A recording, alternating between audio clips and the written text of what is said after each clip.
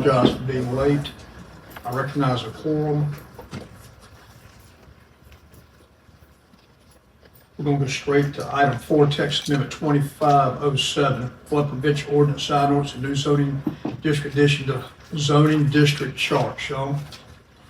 Mr. Chairman, if you don't mind, let's jump back. Let's go to number 2, the approval of the August 26 minutes. Then let's jump to the rezoning. I'm sorry. No worries, sir. What page? Item 2, minutes to the August 26 meeting have been published to members of the planning board. Any comments about the minutes from the August 26 meeting? No corrections or notations. I entertain a motion to accept the minutes. I have a motion that we receive the minutes as written. Ms. Lewis has made a motion to receive the minutes as written. Do I have a second? I second it. I have a second. All in favor say aye. Aye. Unanimously passed, none opposed. All right, now we'll move to text amendment 4TA 2507, correct? That is correct, Mr. Chairman. Thank you, sir. Thank you. Planning board before you tonight is the conditional rezoning request that the town has initiated to rectify some zonings in town that we want to bring up to par, so we won't be making non-conformities in the town. So we had this one brought to us a year back. Mr. Braswell decided to withdraw from a full-fledged outline rezoning and go with conditional rezoning. He thought that would be better because he does not plan to utilize the property for everything in the table of allowed uses, only for what he's been doing on the property for several years, which pretty much was grandfathered in. He thought now to go ahead and bring it into compliance by doing conditional rezoning, and he spoke with the town. Mr. Braswell is unable to be here tonight, him or any representative from his staff, but they asked town staff to represent the town staff report to the planning board, and then have the planning board make a decision tonight that can be reported back to him in the morning of the findings of the vote for approval, the down or table for a no motion. Mr. Braswell did come back and send his application in. You can see the same application that we had. They come back before the planning board. Instead of doing outline and rezoning, he is going for conditional rezoning. The questions pretty much are still the same questions, the same answer that he presented before. Just instead of going outline, he's going with conditional. My computer come back on in a minute. Sometimes it goes off, comes back on. But if you look in your agenda packet right here, this is where we're going to pretty much be at the majority of the night. As we stated, this was initiated from the town, reached out to Mr. Braswell, say, let's bring this property to full compliance with what you're using and get out of non-conforming status. He did agree. So, conditional zoning, I, 2026-01, Braswell Miller Company has requested the property of 117 East Railroad Street, South Austin, and with a parcel 038507, 813 South Austin Street, which is in the town of Nashville, be rezoned from business 1 and R10 to conditional zoning, non-residential industrial. The property is located at 117 East Railroad Street, has a parcel number of 004010. South Austin Street has a parcel of 038507. 813 South Austin Street has a parcel of 003557. All properties are located within the town of Nashville limits and zoning jurisdiction. The applicant, Braswell Miller Company, will be represented this evening. They did not send a representative, so they asked the town staff just to present the town staff agenda report. If you look to the north of the property, it is I-1 industrial use. Okay, yes, sir. If you look to the south, B1 is a truck wash station. The applicant is asking for rezoning this property. To the east is I-1 industrial mercantile. To the west is R10 residential. Our town national zoning code definitions define a B1 district.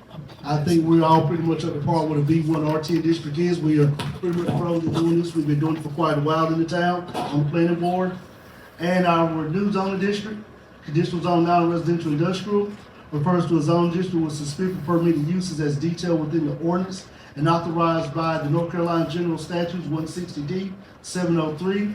The imposed and mortality agreed upon individual development conditions allowed as part of the legislative rezoning process. So as you know, conditional zoning, the applicant looks at the table of allowed uses. The applicant chooses what uses they think would be best fitted. They agree to it, and the zoning does not go in effect until the applicant signs the consent of practitioner saying they consent to the zoning and the conditions applied by the planning board or town council or town staff. Our comp plan has this slated in our future land uses, neighborhood services in the town Nashville comp plan. Neighborhood services, pretty much preferred uses are retail, professional service, restaurants, office, institutional use, and government facilities. If you go to page 3, what the applicant is asking for is storage of goods, indoor, outdoor, manufacturing, assembling, processing, distribution, animal feed and preparation, motor vehicle maintenance and repair, a truck washing base station, and a feed mill. All of these things are already going on the property right now. As we stated earlier, the property is 0.38 acres, 117 East Railroad. The parcel on South Austin is 0.89 acres, and the parcel 813 South Austin Street is 0.63 acres. They're in the B1 R10 zone district of the town of Nashville. Currently, the property is manufacturing a milling operation, truck wash station, and a vacant land that belongs to the town of Nashville. If you look at the bottom of the page right there, you will see the first photo of the side of the property. If you turn on your next page, you will see the truck wash station. If you turn on the next page, you'll see where we post the public hearing signs right here informing everybody of the public hearing for that property. The next page, you will see that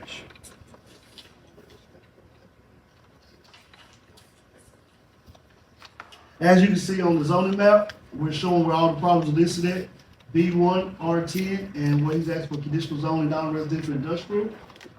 On the next page, you see our future land use map. You see that majority of these properties are slated for low density residential right here, and we have that pointed out for you. Now to the nuts and bolts of the rezoning, the project history, as we stated, Braswell resubmitted the application August 18th, they revised on September 25th, 2025. The property right now has been serviced by the town water and sewer, by the town of Nashville, at the property 813 South Austin Street. Public hearing notices went out to 75 property owners within a 500-foot radius on July 25th for this first rezoning case. Public hearing notices were mailed out again to 75 property owners within a 500-foot radius on December the 12th. The rezoning sign was posted on the property on December 17th. Photos were taken, that was before the photos we just looked at in your packet. Legal notice was advertised in Nashville Graphic July 15th, 22nd, and 29th for the planning board and town council meeting.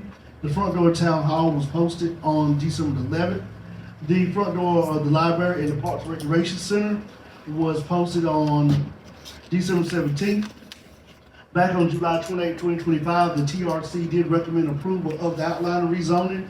When I talked with the TRC again, they did recommend approval of the conditional rezoning. We did not have to meet, we did through electronic discussion. They said there was no change. If anything, by going with conditional, they're we're going with conditional, we're slimming down the uses versus giving the whole table allowed uses. So they thought it was highly favorable for conditional rezoning approval.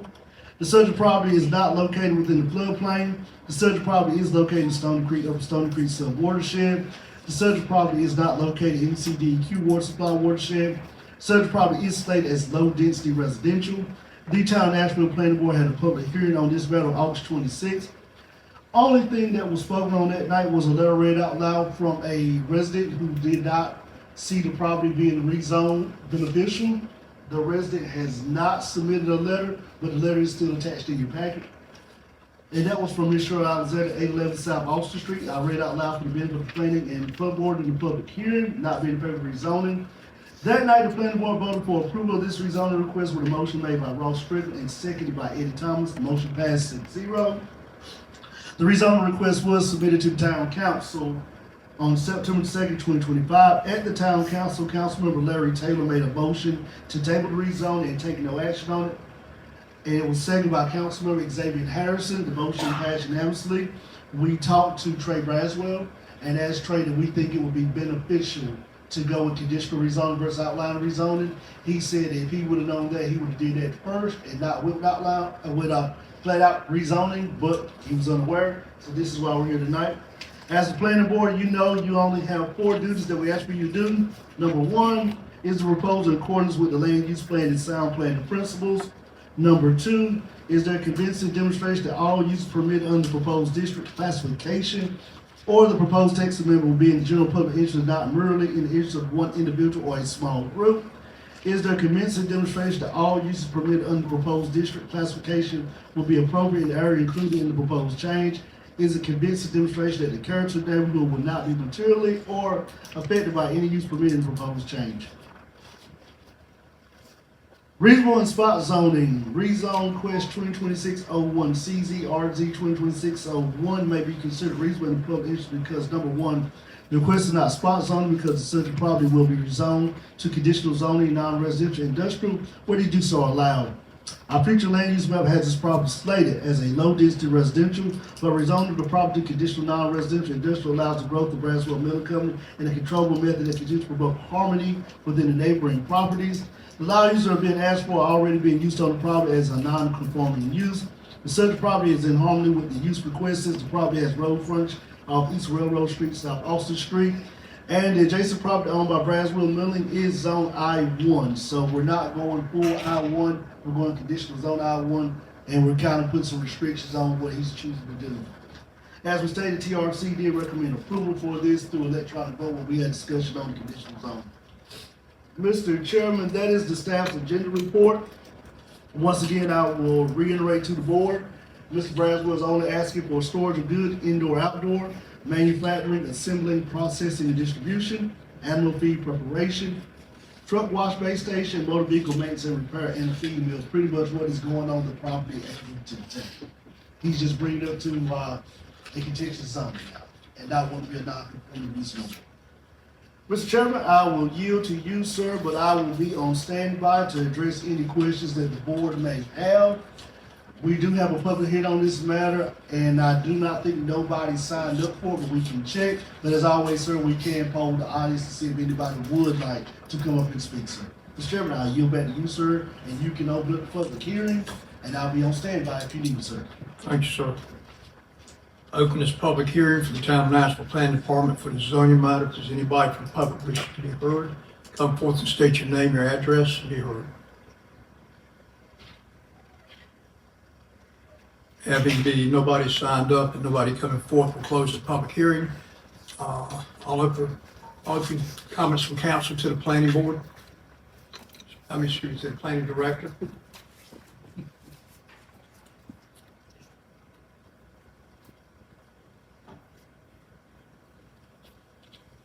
So the request is for us to reject what we had agreed on earlier. Council struck that down and tabled it. It's null and void. Right, and now he's coming at it from a different method, and this is gonna be a conditional. And his recommendation is that we, Yes, sir. My recommendation for the planning board is to approve the conditional rezoning due to the applicant pretty much coming in good status with not wanting to be a non-conforming use no more, being a conforming use that will allow him only to utilize the property for the slated items that he has asked for. So we're going from a straight zoning request to a conditional zoning request, and that is what you recommended. Yes, sir. I'll take motions from the council. Ross Strickland has made a motion that we accept this as written and approved. Do I have a second? I'll second it. Mr. Evans has made a second. Any comments, conversation? I call it to a vote. All in favor, say aye. Aye. None opposed.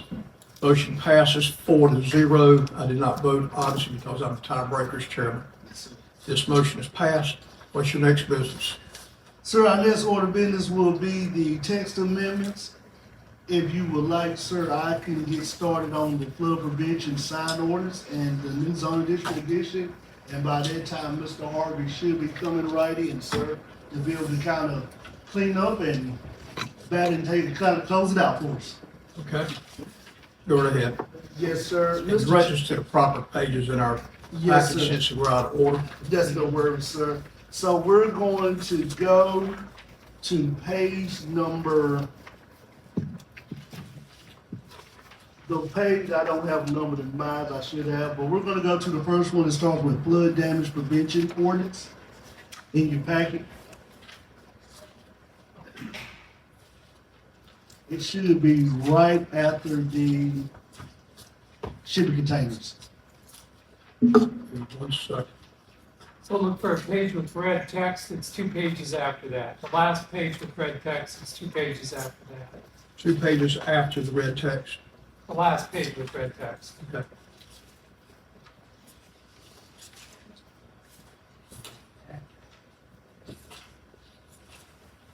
And you'll look like this. This will be your first start date right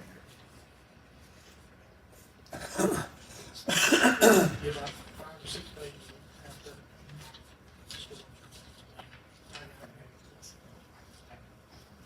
What's the passage show? Yeah. This is red letters. Had a bunch of books all about That red. 8 pages. Not 8 pages.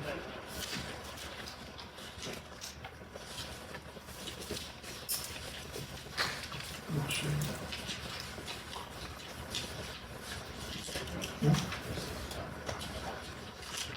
Did you say that?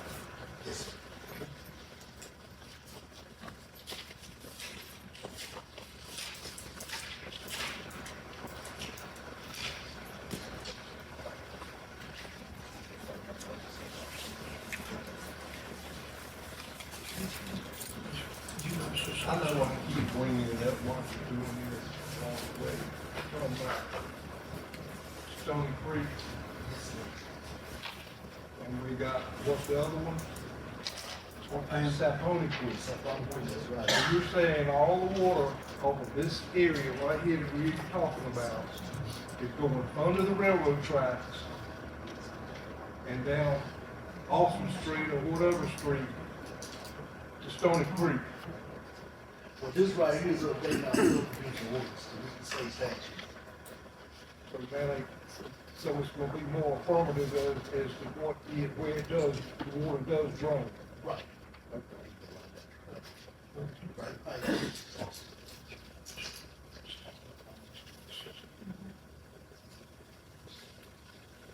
Right.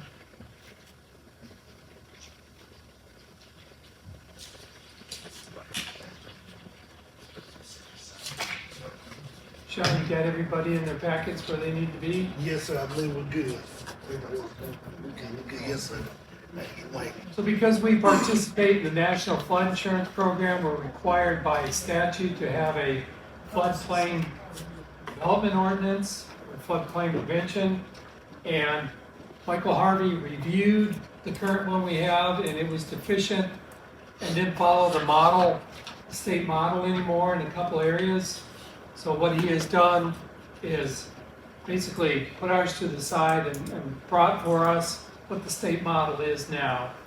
So this regulates, It'll regulate us to be able to continue working in the program with the federal government for flood buyouts, well, not flood buyouts, for flood insurance. All this will bring us up to code with state regulations. Mr. Harvey went in and just made some modification corrections to bring us up to today's ordinance on what the state provides. It's pretty much you just go in and adopt the state's ordinance as your ordinance for it. So this right here brings us up to par with the state ordinances. So no major changes, just only a few that Mr. Harvey had to make, had to change a few small words, but nothing major for the board. Do y'all have any questions on the flood prevention ordinance? And then we can get into the sign those kind of with the nuts and bolts, right? Or we have some discussion. so this ordinance tells people what they need to do or have to do if they want to build in the floodplain, which everybody knows isn't a good idea. But if you do certain things, such as elevate your structure, your building, or your site, or your wet flood proof, granted, there's provisions in here for having to get a map amendment to the flood map to be able to do this, which always requires hiring an engineer to do, but it spells all that out. Elevation certificates, BFE, how high you have to be off of base floor elevation, how high you have to be, all this in that ordinance now. And now it's gonna match and reflect what the state statutes are in the flood prevention. And the majority of this writing is overseen by Department of Insurance, FEMA, DEQ, correct, Yes, sir. in this state statute. And Shawnee Thomasine. And we're looking for some time, and Nash County will do once, if we do get somebody who wanna build in the 100-year floodplain, If they build it and we would give them this orders to develop their property by, we would look at it from the zoning stuff, the elevation stuff, and then we would pass it over to Dash County building inspectors, who will take over and enforce it from the building code aspect of it. And it still does not allow building in the floodway. That's correct. Yeah, and the definition of the floodway, it's that area along Stony Creek, that when Stony Creek comes out of its banks, it has current, not just backwater, but actual flowing current. That's the floodway. And, you know, with the recent round of buyouts of homes in the Indian Trail, which are in the 100-year floodplain, we're down to just a handful of homes. Most of the property in Nashville that is in the floodplain is right down here on Lower Washington Street, such as Dos Hermanos, McDonald's, Sheets, Bojangles. All that is in the 100-year floodplain. One or two houses in Westwood Circle. Not anymore. Those were bought out. They were. Yep.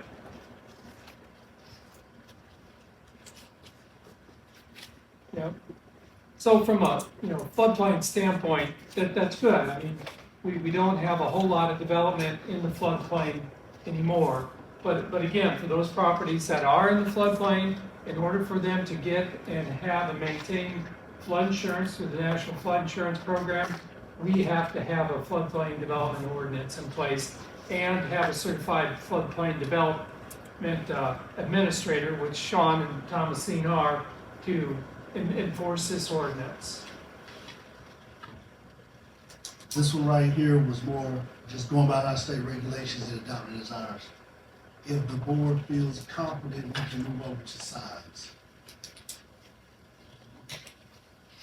And we'll come back and just do separate votes on all of them as we have discussion on the board. Next one is signs Can the public speak to that? for flood prevention. Yeah. Yes, sir, Chris. That's We hadn't good. opened up the public hearing yet. Can we go through all of them, then we'll open it up? The what? Can we go through just these two, then we can open it up? Okay, that's fine. I'm Thanks, just sir. gonna talk to each one of those for you both. No, we're gonna come back, open up Okay. the public hearing stuff. Let's go. You want to do this one by one, just go and vote on it, clear them? You will come back and have a big, a massive public hearing at the end of all of them. On these first three, and then by the time Mr. Harvey should be walking in, this shit can change with the board. Okay. Next one was signs. The town wanted to update our sign ordinance. Our sign ordinance is kind of outdated. We have had several people want to apply new styles of signs, illuminated signs, different type of signs, especially in the downtown business district, that we have to tell them we cannot approve due to our ordinance not having updated signage language in it. So we had In Focus and Mr. Harvey and the staff at In Focus help us craft a new sign ordinance, which I think is good. I read the entire ordinance. We also have shared this ordinance and I put him on the spot with Mr. Tim Glasgow, local sign developer, and Tim's kind of put his eyes on it. But this right here will be a new ordinance. I think it's a more effective sign ordinance for the way the town is growing with businesses. Is what we're gonna need. It's kind of a little bit more user-friendly for businesses to be able to get different type of signs in the entire zoning district of the town. The only thing I saw that we want to make a correction on that I said to Mr. Harvey was we allowed the billboard type of signs in the A1 district out in the ETJ. This ordinance does not allow them, but we're gonna get that changed to allow them in the A1 since we have billboard existing signs already out in the A1 zoning district. So you're talking about grandfather in what existed, Yes, sir. pre-existed, Right, and anybody new but would not know. opening it up for new. That's correct. And majority of the old signs that you're claiming grandfather in will meet this ordinance right here, what Mr. Harvey has drafted. He's looked at our old ordinance and pretty much carried some language over and just added some different style variety signs, marquee signs, the one in downtown. We have stuff on flagpoles in here. We're not gonna dictate the size of the flag, we're just dictating the size of the pole. So we got some language on flagpoles in here. We got some language on ATM machines, signage on ATM machines now. The menu board signs you see at the Zaxby's and the McDonald's place and stuff like that, that we kind of haven't had any type of regulation. We just had to tell you go by what the freestanding ordinance of the sign says. Now we got some more regulation on it just to kind of clean it up and make it more user friendly because we got a lot of complaints from sign developers that our ordinance wasn't user friendly when it comes to signs, and y'all could update it to make it more user friendly and to make things more applicable for people to develop signs. And the only thing that we saw, we also got stuff for gas pump signs here, but the only thing I saw that was brought to our attention was we did not have regulation for A1 billboard signs, so we're gonna get that added in so that we don't make the non-conforming use so that the people with it. So those billboard signs along out the right of way in the ETJ area, we can continue to have those out there. Is there any questions on the sign ordinance? Will light pollution get tied into this down the road, is that we handle separately? That will handle separately, but I think I know what you're talking about, the chasing racing lights at the shops in downtown, in the downtown area, in the B1 districts. We have had a lot of complaints on that. We're gonna probably start addressing that this year right here, what we can do on that. Because we do get a lot of complaints from citizens on light pollution. They ride through these different type of businesses that lights are struggling to view when you come through the so bright. So that's something we definitely can add in the next round. And I guess, Sean, for me, do we know how soon that would be? Because when I look at or think about consistency and, Right. If this sign ordinance is approved this evening by the planning board, we plan to have it to the council in their February 3rd meeting. okay, So that we can go ahead, and of course, if you do apply in that window, you have the right to either go with the old ordinance or the new ordinance. It's still going to be best as a sign developer to choose which ordinance you choose to go with. Of course, after the time of vesting is over, then you have to apply by the new ordinance. And rather, I think this will be much better for a sign business developers.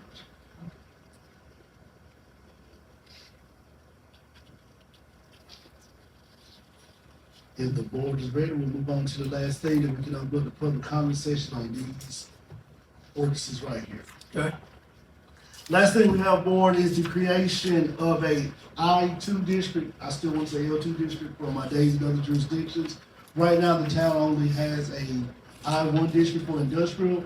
We thought it would be very suitable, town manager Nancy and myself, that we reclassify some things to a light industrial, heavy industrial. You have some things that's light industrial, and you have some mercantile manufacturing that will be considered heavy industrial.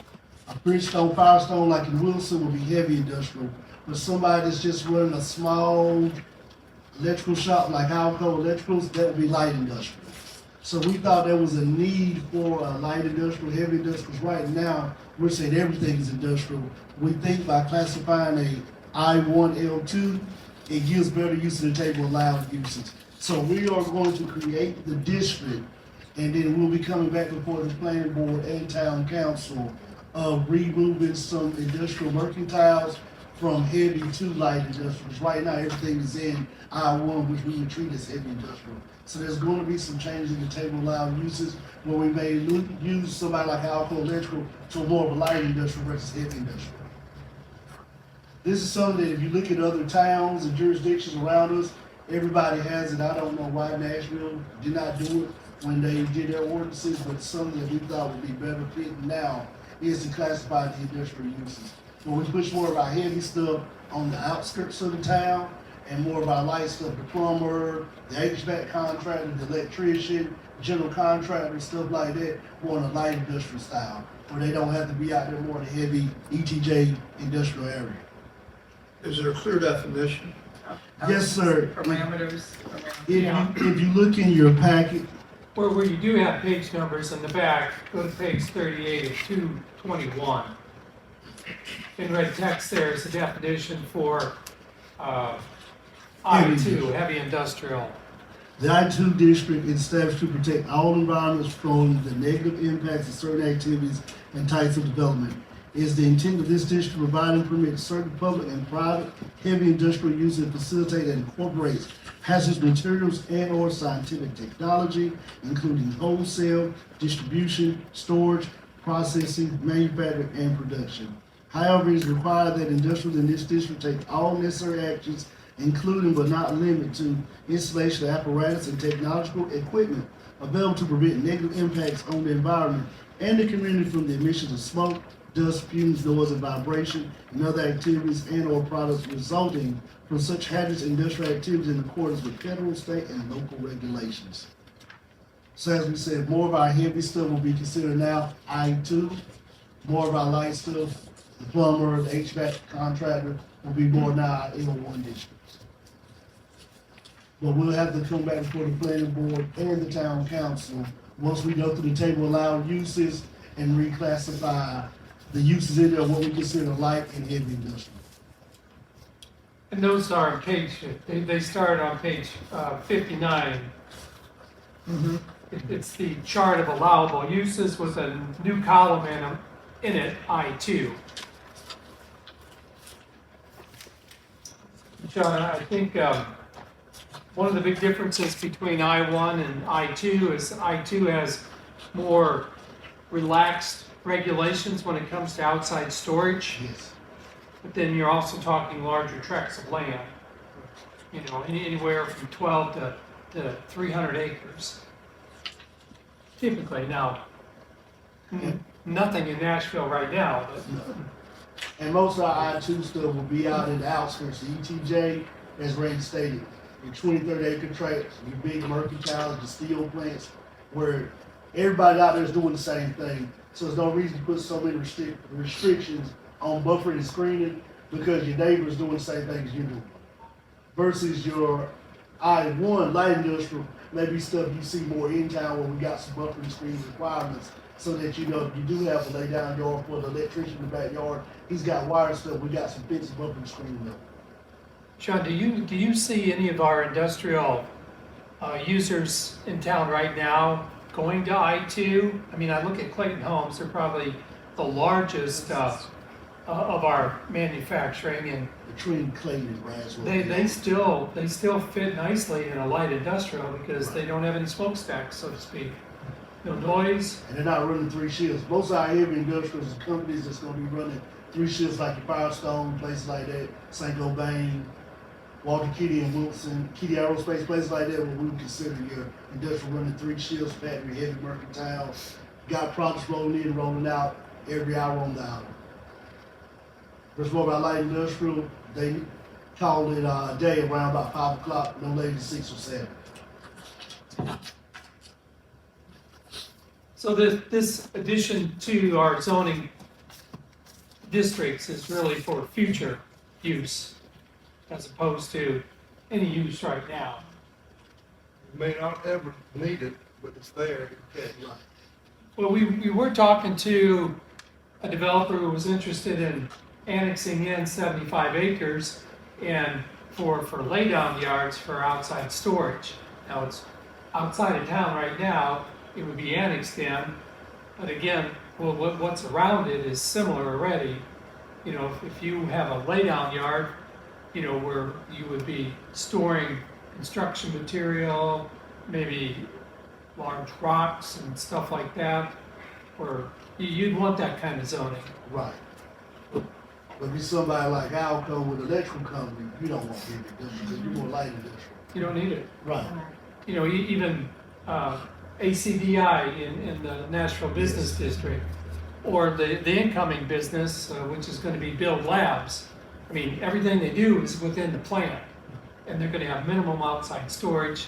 They're not going to run multi-shifts as far as we know. It's almost a completely automated manufacturing process that they're going to be doing in that building once they get it built. I don't know what's going to go into Atlantic Natural Foods, that they're no longer in business out there in the Nashville Business Center, but it'll be something, you know, light industrial. Again, not heavy like this zoning classification is. So those were the 3 changes right there that we got brought before the planning board. Mr. Chairman, now if you would like, you can open up the public hearing just on the changes for the flood damage prevention ordinance, the sign ordinance, and the establishing a new zoning industrial, which is I-2 heavy industrial. And we just ask anybody else that's going to speak, just let the board know which ordinance you're speaking to, so they won't be confused thinking that you're talking about it in the podium. I'm just gonna go ahead and call for the public hearing on the flood damage prevention subdivision ordinance. Anybody here to speak for the flood damage prevention ordinance? Please state your name and address. Good evening, Christopher Sandy, 720 South Body Street, Nashville here, Build Right Supply. Flood prevention ordinance, I like it, I think it's necessary and all that sort of thing, but there's one provision, and if you look at, look at my right page here.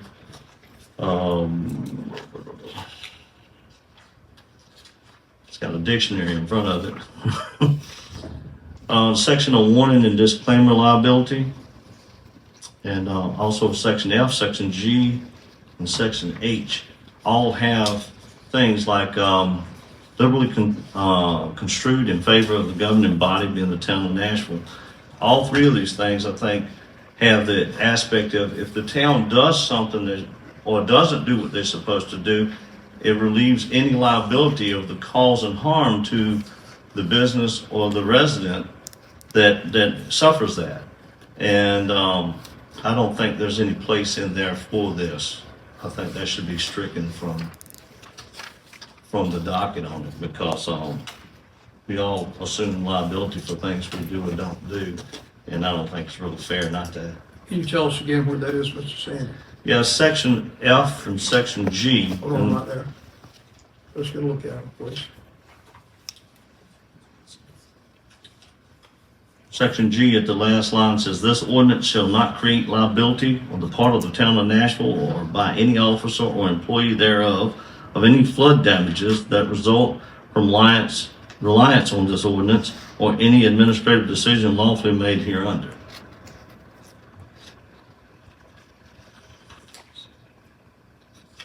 Okay, and where else, sir? And then H, it says, nothing herein contained at the end of H. Herein contained shall prevent the town of Nashville from taking such other lawful action as necessary to prevent the remedy of any violation. I understand that to a respect. The reason I highlighted that is because it's saying, okay, we can come down on you if you don't fall into provisions of this, but we're not liable for anything we do. Okay. And so it's a two-way street there, and I just think that section in G, into G should be removed. All right. Sean, where's this come from? Hey, Mr. Chairman, we'll take in Mr. Sandy's consideration, but this came straight from the state. So this is what we adopt, everything from the state or what their regulations were. So we could take into consideration and discuss this with the state to see if they have any information they would like to provide. But right now, I think there's nothing we can do for striking it because it all came from the state of North Carolina's regulations. Randy, correct me if I'm wrong. State statute states that no entity may write themselves out of liability that's duly imposed by sanction court or by established law, correct? There are statutes for that. There's also a statute of immunity for local units of government too in the enforcement of law. So that's probably where this language came from in the model ordinance that you have before you. When Michael gets here, he'd be a good one to ask because I'm sure he knows off the top of his head. Okay. All right. Any other questions about the flood ordinance? Anybody else here to speak about flood ordinance? Close the hearing for the public. For the flood ordinance, we'll move down to Division 5 signs. Open public hearing for sign ordinance. Any comments on the sign ordinance from the public?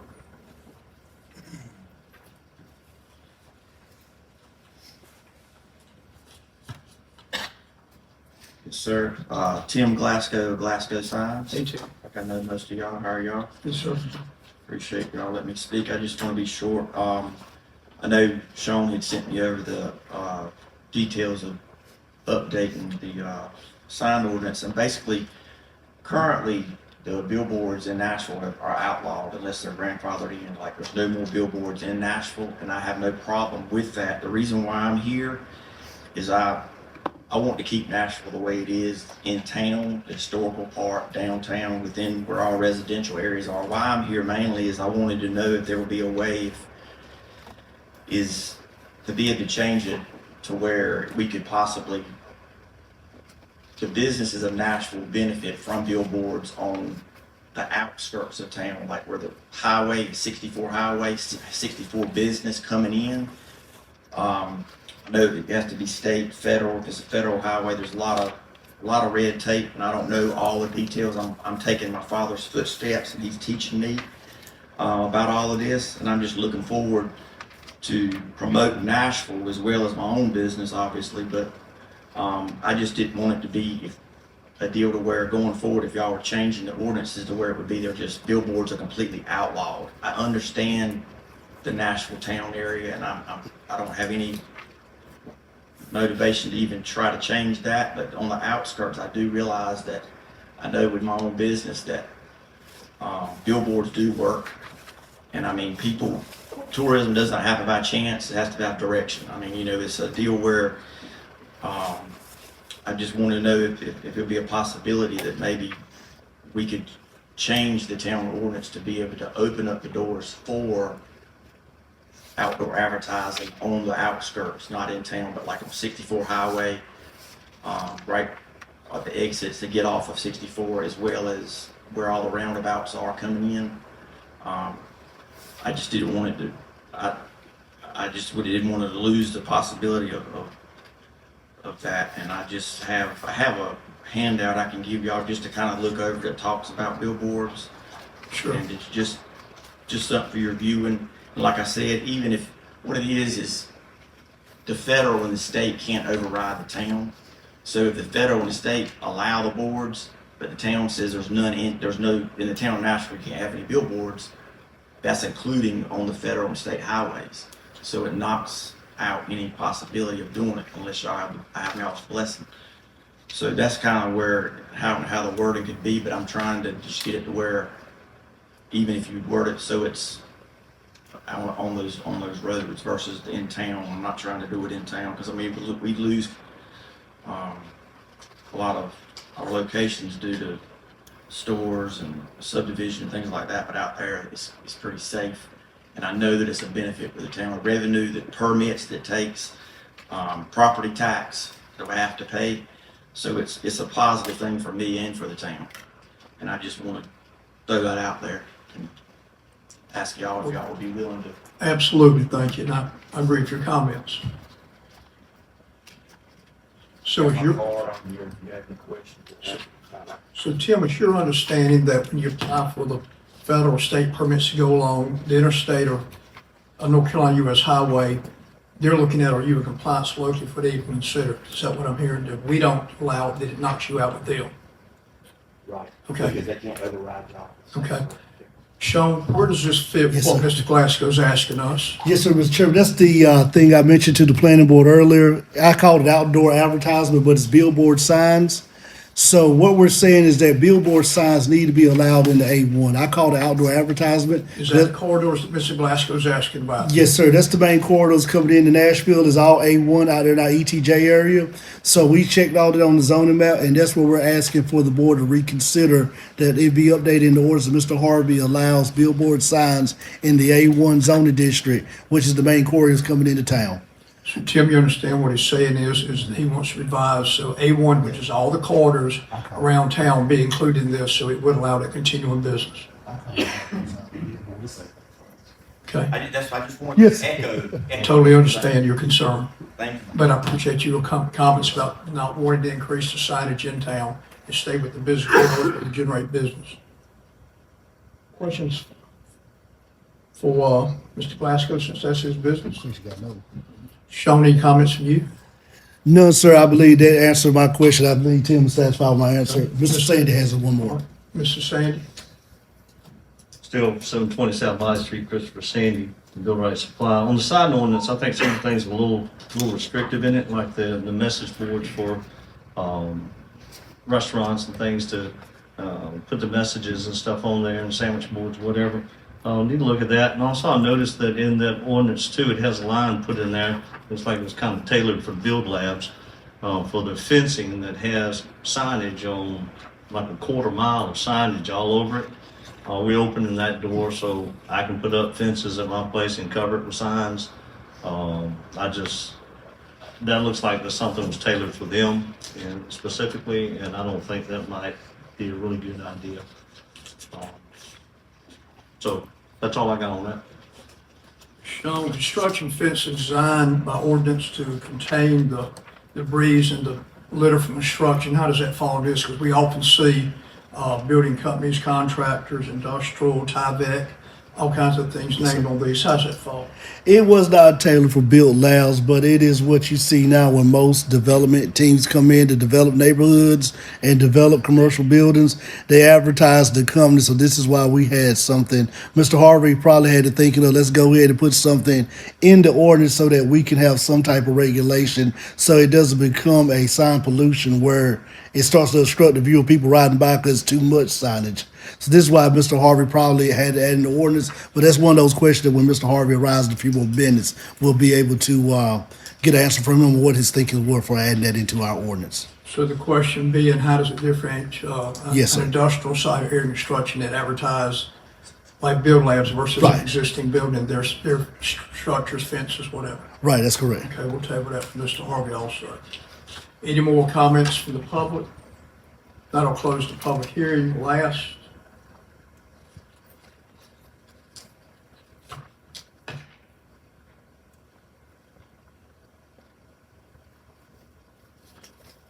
Division 4 district regulations, open public hearing for any comments about this light, heavy industrial district and the recodifying of the land use for those districts.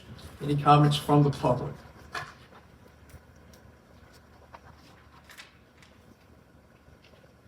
No comments from the public. I'll close that public hearing. Comments from the board to the planning office. Mr. Chairman, if you would like to call a brief recess moment, I believe Mr. Harvey should be pulling up right now to give him a chance to come in and get set up and switch over. All right, we'll take a brief recess, awaiting Mr. Harvey to explain the legalities of the last two closing issues. Thank you.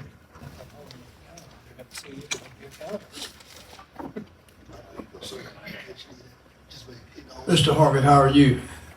I'm just so happy. It's our Monday on Tuesday, it's fine. Well, I apologize profusely. I actually had y'all down at 7. It's fine, most people do meet at 7. Well, that means my meeting tomorrow night's probably at 6 instead That's of. probably right. Yeah, so that's my fault. Thank you for your indulgence. We appreciate your time. Let me jump right to this. Couple of issues we want you to answer for us, if you would.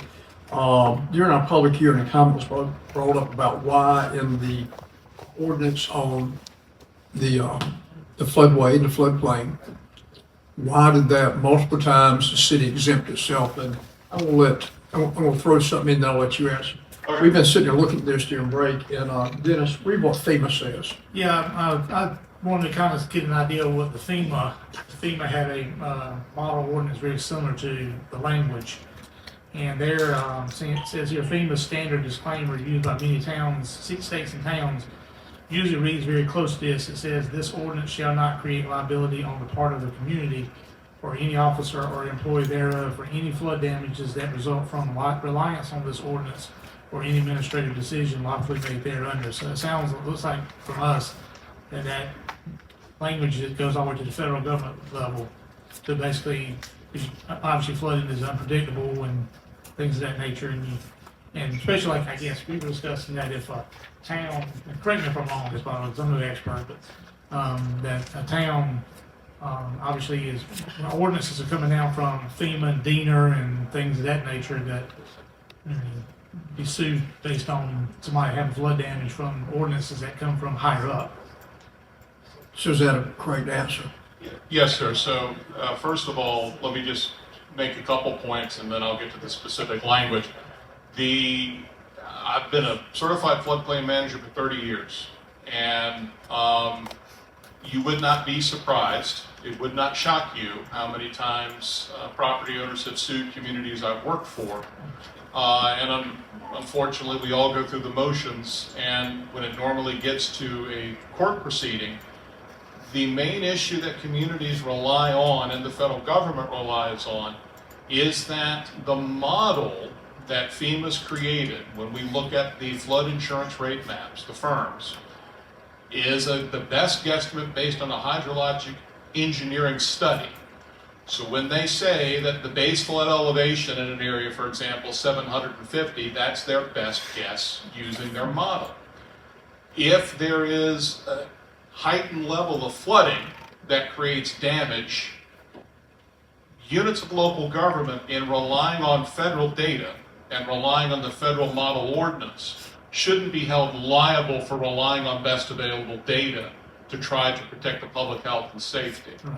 One of the other reasons that FEMA recommends what we call a freeboard requirement, which is regardless of what base flood elevation is, we're going to have you go a little bit up. That's, I hate to say it this way, but it's true. It's the fudge factor. And Nashville's going to be enforcing a 2-foot freeboard like you already do. FEMA's recommending now communities go to a 4-foot freeboard. We can't do that with the way state law currently reads, because remember, with the downzoning adoption in December of 2024, you are prohibited from creating nonconformities with a zoning action, which does include adoption of an ordinance, without getting the acquiescence of every individual that could experience an issue with it. And bluntly, while I, as a floodplain manager, see value in certain communities to increase freeboard for a myriad of different reasons, I'm not recommending you all do anything that basically puts you in court for violating the new provision of the statute. So, to summarize, obviously the language we've provided you is consistent with what FEMA is directing individuals like myself to follow. There is still liability for a grotesque error. That's always going to occur. But what this language says is that if a floodplain manager relies on FEMA data and enforces this ordinance to the best of his or her ability, they shouldn't be held liable because someone experiences a loss of property or damage because they relied on the best available data to try to help protect the public's health, safety, and general welfare. Okay. Right, it's kind of like the concept we used to have. We have a work electric facility, and that is when we find out that a pole is rotten, we better fix it because now we're liable. Correct. So if the town found out about some sort of drainage issue that they did not fix, that could potentially be unlawful at that point in time. And also the same goes that if the town is made aware of an issue that they have direct responsibility and control over, they obviously begin to take the steps to address that. And as they're addressing it, I think that the courts would probably find that you as a community have initiated due diligence steps to correct the issue to address potential negative impacts, and your liability should be reduced as a result of you taking appropriate steps to mitigate that problem. This is the ultimate catch-all to basically ensure that a community moving forward in good faith isn't penalized by actually trying to enforce a standard that protects the public health, safety, and general welfare during a flood event because they relied on federal data. Okay. You have this, Mr. Sandy, walk around here and break and hand it to the council members. Yes, Okay, make sure that's entered. into the record. His Yes. comments on A, B, and C, land use, flood damage, and sign ordinance, just want to make sure you have that. So we've heard from Mr. Harvey, our expert. I appreciate the boost to my ego. Well, I don't believe in hiring somebody not following their advice. So with that said, he says that this is the appropriate language. Dennis has read us FEMA's own language regarding this. That was the comment from the public. With that said, I'm going to go ahead and address this one. Do I have a motion that the flood damage prevention ordinance be passed as written? Have a first? I have a second. Mr. Davis? Those in favor say yes. Yes. None opposed. I do not vote as chair. It's unanimous, 4-0. Next one we'll move to will be the sign ordinance.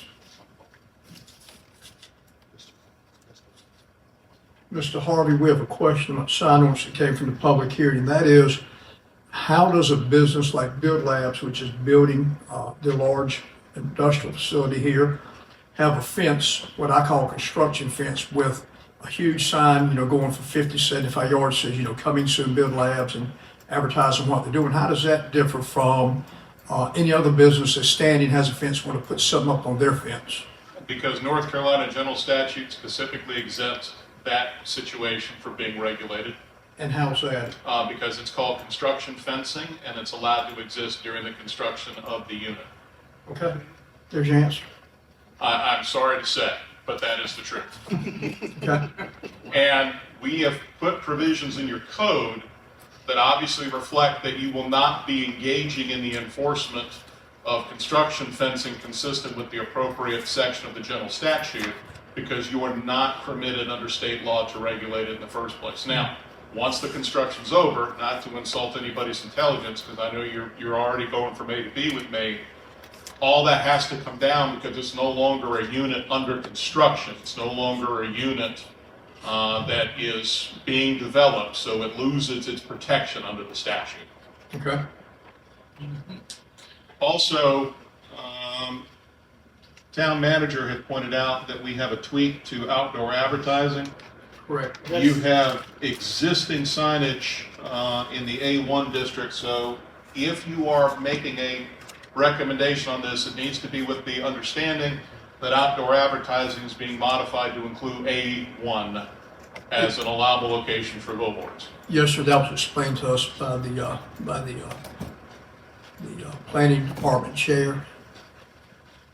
And we agreed on that change, correct, as he explained it to us, is that correct? That's correct. Okay, so Sean, that was everybody's understanding when we voted, that was going to be included as you suggested.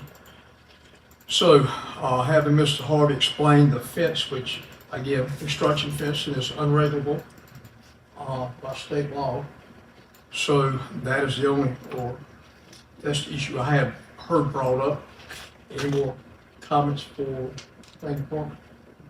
I'll bring this to a vote. We'll have I make a motion. a motion from Mr. Evans to pass it as written. Second. Have a second from Ms. Lewis. Those in favor? Those opposed? Again, 4-0 with myself abstaining. Sign ordinance.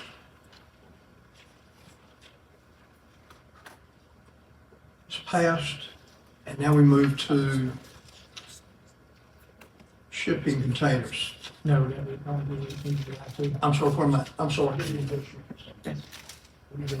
So we're back to the I2, the heavy and light industrial district. I'm sorry. I've got this changed language up here in front of me. No. What's the pleasure of the board? The staff recommended we have a heavy and a light industrial district. They've explained what they sought reason for. They've explained categorically what would be in each district. So I have a movement from Mr. Strickland to accept as written. I need a second. Thank you, sir. I have a second. All in favor say aye. Aye. Any opposed? Passes 4-0. I abstain. What other business do we have, Sean? We have the shipping container orders that we've been waiting for Mr. Harvey to introduce Okay. to the planning board search. If Mr. Harvey is ready, we can give him a minute. If you need to connect your computer, Michael, you do. Let's connect.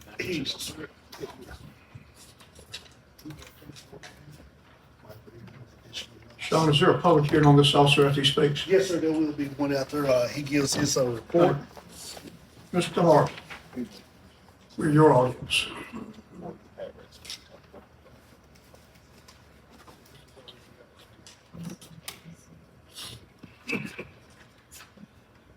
All right, well, good evening again. Michael Harvey.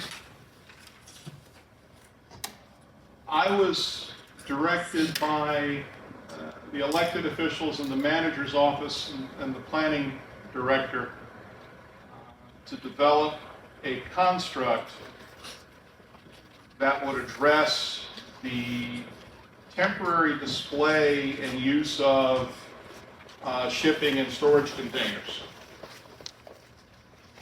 The issue and concern was to ensure that they were regulated in terms of where they could be placed on both residential and non-residential property to come up with an appropriate definition of what constituted a shipping and/or storage container, which I have displayed on our board here, and to establish reasonable standards for timeframes upon which those units could be used,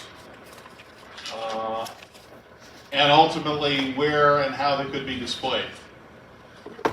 So without further ado, what I'd like to do is just walk you through the parameters of the proposed amendment package. I think you've seen this before. After conferring with the town attorney, we have developed a definition of shipping and storage container, meaning a standardized reusable container or structure designed to secure and/or store goods for either transportation or on-site storage for protection of goods and materials from the elements, moving activities, or construction. Staging typically made of steel, metal, wood, or other similar materials. Container shall be enclosed on all sides of the door, which can be secured and locked. Examples include, but are not limited to, pods, pack rats, which are specific styles of temporary storage facilities. They are brand names. It helps provide a linkage as to what the town is looking.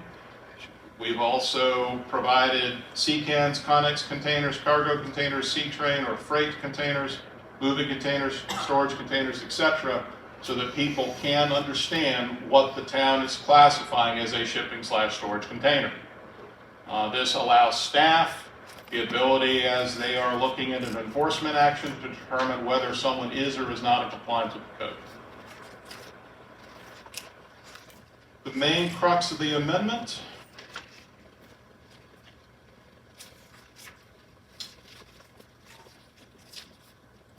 actually starts occurring. We have a tweak at Sean's request to amend your table permitted uses to allow a shipping and storage container, dealer, distributor, leasor, i.e. the business where these units are stored, where you as a private citizen can go and secure a contract to lease, make use of the facility. They're going to be permitted in your I-1 general use zoning district, your industrial district. Why the I-1? When you look at the totality of the land uses you currently allow, that's the most logical location for this land use to occur. It's similar to other activities that you allow in I-1. It doesn't create nonconformity, and bluntly, it is reasonable for that area to have this land use where you're going to have these units stored out in the open, made available for individuals to lease or rent. So next. And Michael, would that be true with the newly created I-2 zoning district? If you all direct us, yes, that we could allow it in I-2 as well. It would be consistent with the land uses that we would see in that district. So under standards for residential land uses, and I'm in section 18, this is on, You have a page for us? I'm looking for the page right now. It says page 92 of 2, or 93 of 224. Okay, got it. So this is the section of your code establishing land development standards for residential uses. You'll note that first we have defined accessory land uses. That's not being changed. But remember when we went through your ordinance the first time, we collapsed and captured all land use activities, all standards for each individual land use into very specific sections for ease of access. This happens to be obviously in the residential section of your code. Why? Because this impacts residential land uses. They may be placed or stored in a residential general use or conditional zoning district for temporary storage purposes, as I've already articulated to you with the definition.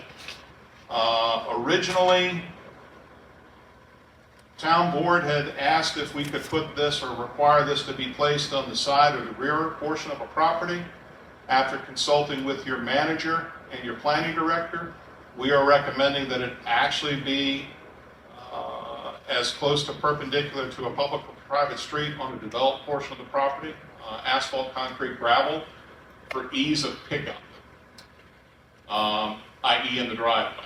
What we don't want is a unit to be dropped off and the unit that is dropping it off destroy yard, which could potentially include a neighbor's yard by accident. It's not going to be done on purpose, we know that, but this is to help facilitate the ease of getting that unit in and out of the property for the person dropping it off. All it has to do is meet the principal setback, the principal front yard setback of the district. Let me ask you something right there. Mhm. Considering that a driveway, or leave it that, considering that a driveway may be within the setback, some of them are within inches of the property line. And if I'm gonna set my temporary storage container on my driveway, if you tell me I have to meet setbacks, you're in conflicts. I would say we eliminate setbacks, that if it can be on your property, can be in your driveway, we allow it. Because some setbacks are 15 or 20, and driveways are in the setback. Most driveways are in the setback because they're on the left or right side of a house, not in the center. And most driveways are in the setback. I certainly don't have a problem if that's the direction you give me. That's an easy fix.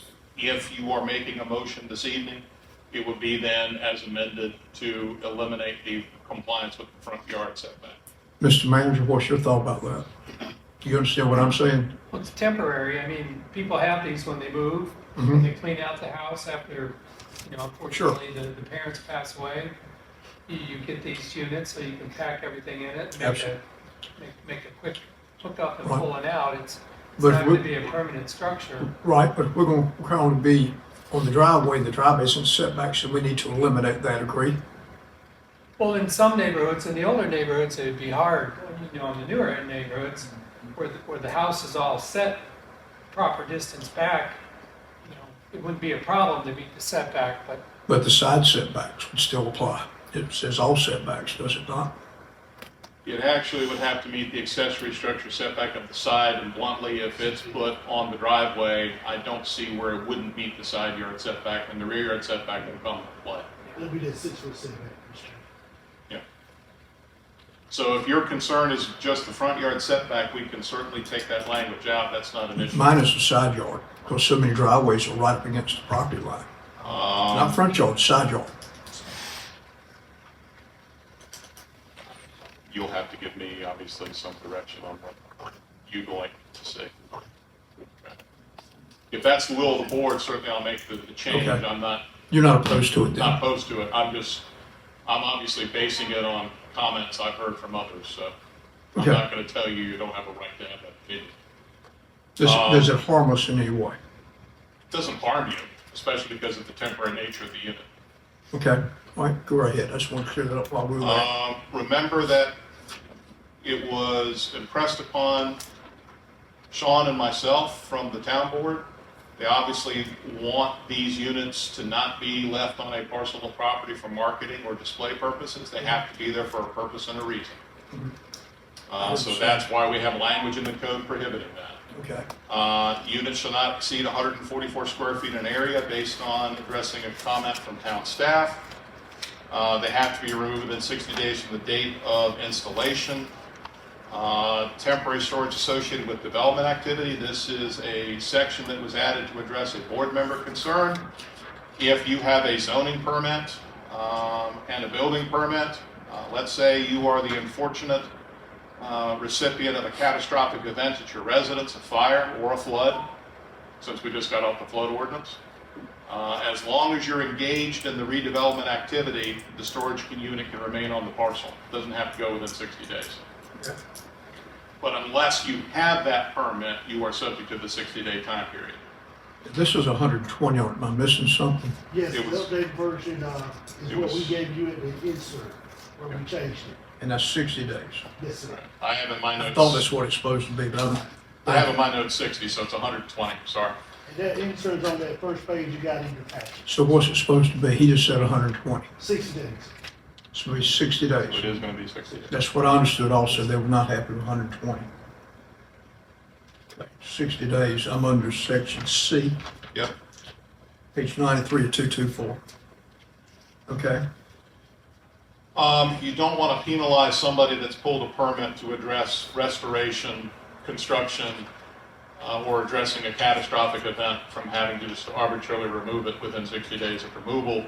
The 60 days is obviously targeted at individuals that use one of these units to move something in and out of the house, and it's not there to support any redevelopment activity or construction activity. so what's your max gonna be? Well, the max is going to be, it lives with the permit, so once the permit has been resolved, you have 30 days to remove the unit. And when the permit's resolved typically? It depends, it's permit to permit basis. What it gets you to, obviously, from Nash County, we would find out from them, and then we would send a letter saying, you have 30 days from today to have the container removed from the residential property. So based on the CO? Yes, sir. Okay. And we'll be in contact with the building inspection department to keep us in the loop on when they give out the CO. No stacking is permitted, so it just has to be one single unit. Can't stack units, especially in a residential district.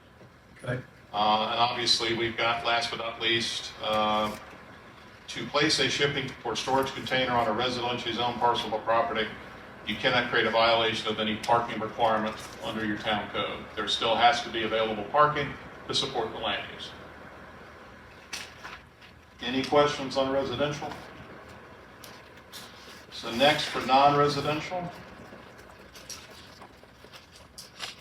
So section is all in the ring. This is brand new, obviously. Is this 116, 117? That is correct, Yeah. sir. Thank you.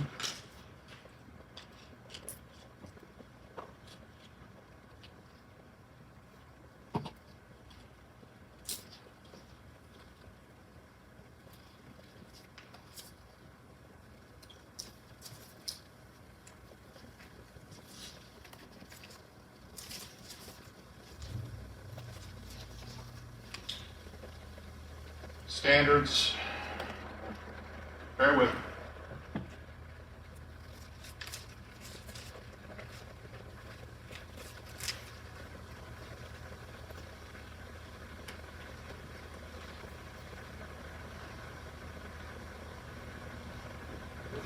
Yep, so with non-residential districts, the town board and staff had actually asked in focus to broaden and expand standards to not only deal with temporary, but also for any type of storage amenity on non-residential zone lots.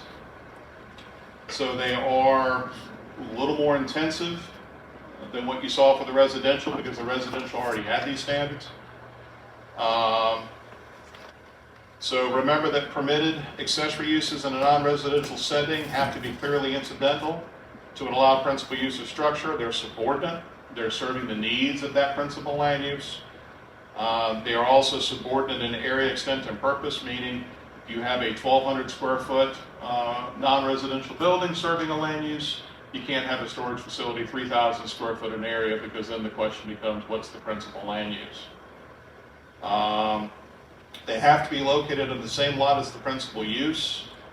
You cannot have an individual buy a separate parcel of property 2 or 3 lots down and put their accessory storage unit on the property. It has to be located on the same lot where the principal is located. That's a standard zoning condition you're going to find. You already have it in your ordinance for residential. You might as well have the same standard for non-residential if you want.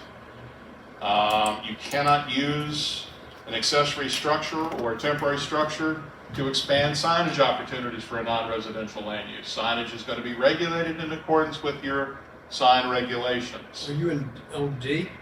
Yes, Let me ask you a question there. yes. So, I don't ever recall seeing a pack rat or pods that didn't have their 1-800 number on it.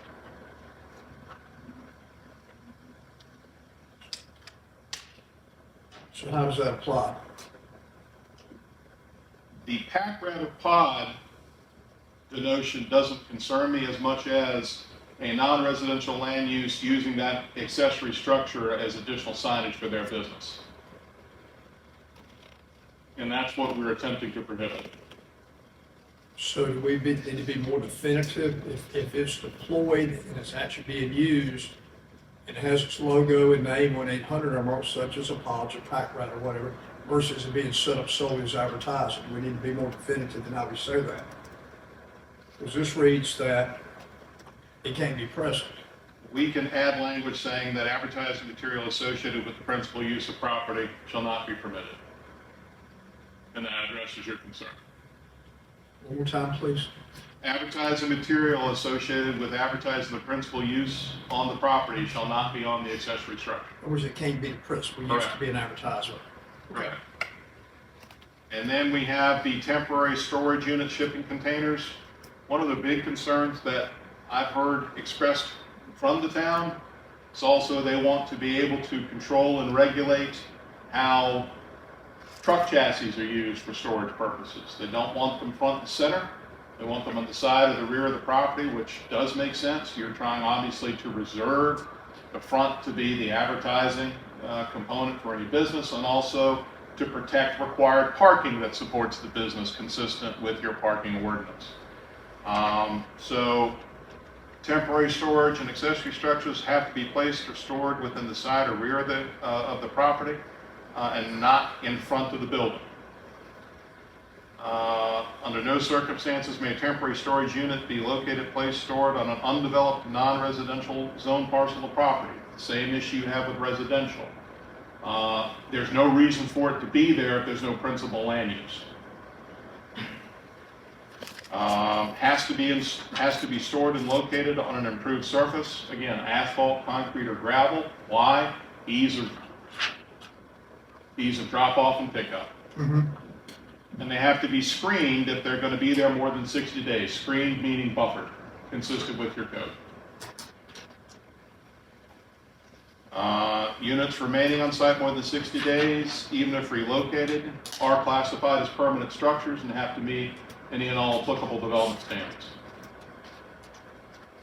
They have to meet other requirements of this ordinance. We also don't want stacking of shipping containers for the obvious reason it becomes dangerous. And you cannot take up required parking. You cannot create a zoning violation by putting a temporary storage facility in a required parking space. We also state you can't place an accessory temporary structure within primary drive aisles or fire lanes. Why? Because they're required by your code to allow for the conveyance of traffic and emergency vehicles. Mm-hmm.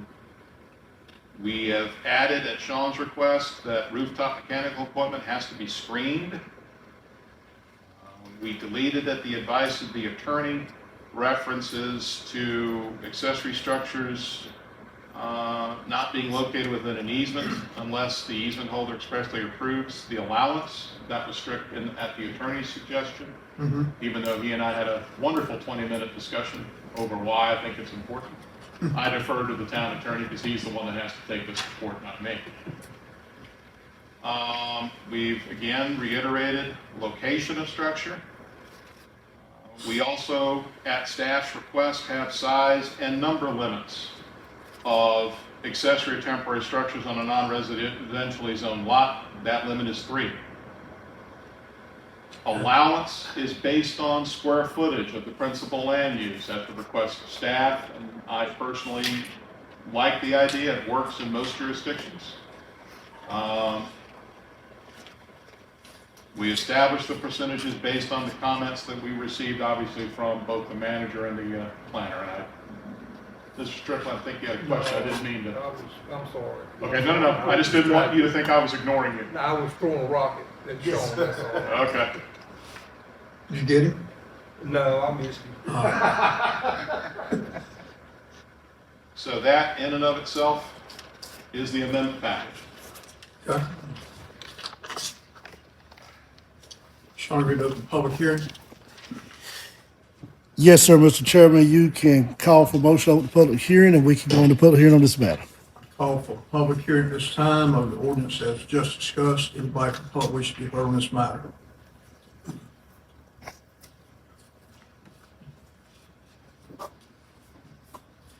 Christopher Sandy, 720 South Body Street, Build Right Supply. try to compose my thoughts in an orderly manner here. It's a lot to talk about. We've already addressed this ordinance, which I put a lot of man hours into the prior submission to this planning board.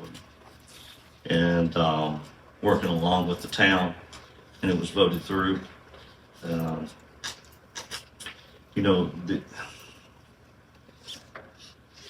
Mr. Harvey's written this based on the direction of the administration and some council members.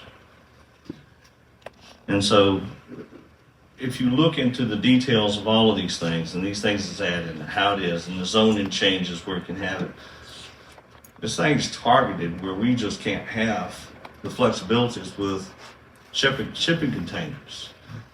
Not only that, it's a little ambiguous. If you look at a lot of different things, we're talking about storage units, shipping containers,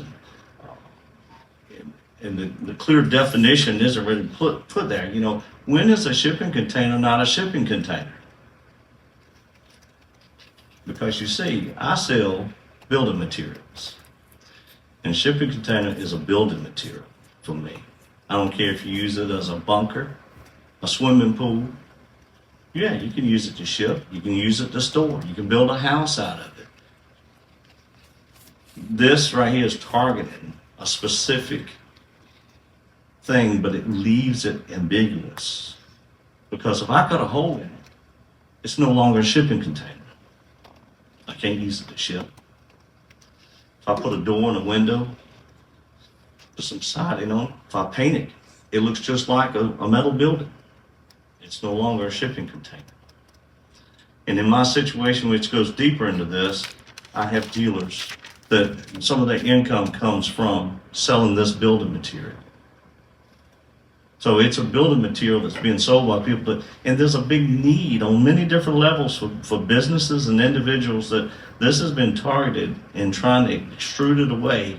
That's going to come down to make a lot of complications for a lot of businesses in our community. We're coming back here to the well to get another drink of water because the first one didn't taste right. And I ask you and I implore you to look at these things, and things like a shipping container, a 40-foot one. If you use that, well, it's 320 square feet. It says 300 feet in here. You're going to cut part of it off. Can't allow it to come in. I mean, that doesn't go to suit. Also, if you look at the zoning changes, that's trying to make it so that if you own a business in town, you can't sell or be a dealer. Now, you could sell lawnmowers, you could sell cars, you could sell storage buildings. But you can't sell this building material anywhere but I-1, where nobody sees it, where the public doesn't see it, and those are the people that buy it. And so it's very important that this, yes, we need to be within reason. You don't want to have them, 5,000 of them stacked around and all that sort of thing. That's not the issue or the intent for my business or my dealers. They need to have something to show. And we've already lost 2 dealers. My business has been reduced $100,000 last year because of all this mess. And that directly comes out of the tax dollars from me. And not to mention the income for those dealers that I have. And the only reason for the dealers, they have better positions than B2. I-1, nobody comes down there unless you go into a train or come down to get some boards or something. The general flow to see these things in the market is in other areas.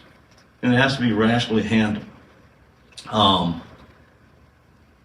And a big question is, what do the people and businesses of Nashville want? I keep hearing city council administration wants Mr. Harvey to do this, wants to, but what do the people in the business, the majority want? Because we the people, we are the town. And so with that, I implore you to just look at what's going on here. And I thank you for your time. Any questions, feel free to call on me and ask me. Okay. Anybody else want to come forward for the public hearing at this time? I close the public hearing. Mr. Harvey, if you would you like to address any of those issues? Because I'm hearing from people, and people just do not want shipping containers in their backyards. They got to look at it, their neighbors all day long. And I think, I've heard this and I see there's adequate room in here for shipping containers in a dozen situations. But again, I've been contacted by numerous residents that just do not want to get up and look at a shipping container. And I understand you disagree and this is your business, but again, but we the people, we are representing the town, not an individual business. So what can you add to us, Mr. Harvey?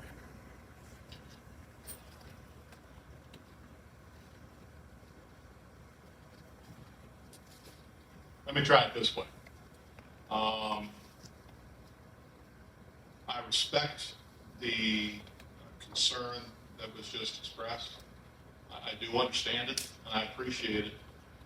I am happy, if directed by this board or the town board, to try to address some of those concerns in a draft ordinance. Unfortunately, and I know this is going to sound like the ultimate cop-out, for that I apologize, but the direction that I've received from your duly elected officials, elected by the people of Nashville, is that they want temporary storage facilities regulated. They want their location in a very specific manner. They do not want them to be displayed or stored on undeveloped property as a marketing tool. They have indicated to staff where they believe it is most reasonable to have these units displayed for sale, lease, or any other use, and that is in your industrial district. I think that the blunt answer is we have provided a definition of shipping container that defines what a shipping container is. You alter the shipping container, it's still a shipping container. Can you take a shipping container and turn it into a single-family residence? Of course you can. If you bring it up to the applicable North Carolina State Residential Building Code, and in that case it ceases to be defined as a shipping container, it's defined as a single-family residence, meaning the North Carolina State Residential Building Code. The square foot size limits, I respect the concern and the frustration that I just heard. We had originally had a higher square footage limit. We were directed that that was not consistent with the vision of the town board. What I will also remind you is you're within your full legal right under the provisions of the North Carolina General Statute to adopt these regulations to address what has been identified as a public concern.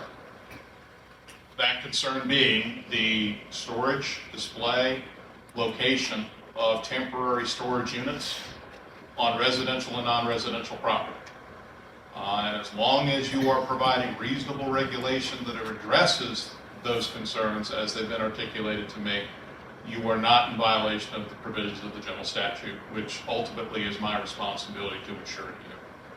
I respect the comment made that this ordinance does not work for the business community and does not work the fact that there have been dealers lost. I think that if this board wishes to make a recommendation to the elected officials that Sean and I meet with representatives of the business community, I'm certainly willing to do that. But my comment to you is we've crafted an ordinance at the direction of town board, legal counsel, and from comments from you all. And I am more than happy to provide additional assistance as you all see fit. Okay. Well, nobody's came back and has council struck it down as an ordinance, What's correct? that now? Council struck it down, correct? Am I mistaken, Sean? Yes, This went to council.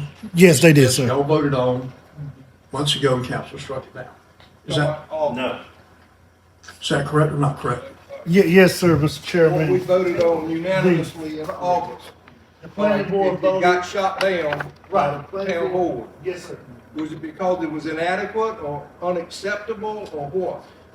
They wanted a little bit more language in it than what was presented. What do you mean a little bit more language? As far as the stuff that Mr. Harvey added in, they also wanted us to get a outside source, Mr. Harvey, who's our consultant to the town for writing ordinances. It Okay. thought it'd be better drafted if he had a chance to put his take a look at it and have an outside party with no skin in the game to draft the ordinance by myself. All right. So, Mr. Strickland, can I expand on that very quickly? And I'm sorry, I don't want to act like I'm taking over the meeting. The main concerns brought to my attention by Sean, or brought to Sean's attention by the board and to your town manager, was they wanted a reduced square footage for temporary storage units. There was a lot of discussion on the number of days a storage unit could remain on the property. There was discussion, I'll say vigorous, because Sean and I obviously reminded the board on several occasions that you have to provide some level of flexibility, especially when you're dealing with a situation where somebody's trying to address damage to their home or a catastrophic incident.